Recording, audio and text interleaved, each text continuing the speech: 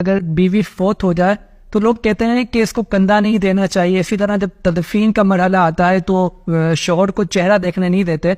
اس صورت میں شریعت ہمیں کیا اجازت دیتی ہے؟ آیا یہ سب کام کرنا جائز ہے یا نہیں ہے؟ شریعت اس بارے میں ہمیں کیا حکم دیتی ہے؟ بیوی کی میت اگر ہے تو شوہر کو کندھا دینے سے پتہ نہیں کیوں روکتے ہیں. جب ساری دنیا دے رہی، اجنبی عام آدمی بھی اس کو کندھا دے رہا ہے، تو شوہر بیچارے نے کیا ایسا کچھ ظلم کیا ہے کہ اس کو ہم کندھا دینے سے بھی روکیں؟ شوہر بیوی کی اس میت کو کندھا دے سکتا ہے، اس کی کوئی کسی طرح کی شرعن ممانعت نہیں. جہاں تک چہرہ دیکھنے کے حوالے سے، تو شوہر اپنی مرحومہ بیوی، فوت شدہ بیوی کا چہرہ بھی دیکھ سکتا ہے. یہ بھی اس کو اجازت ہے کہ یہاں اس کے دیکھنے میں کوئی کسی طرح کے فتنے کا اندیشہ نہیں کہ انہوں نے ساتھ ہی پوری زندگی گزاری ہے.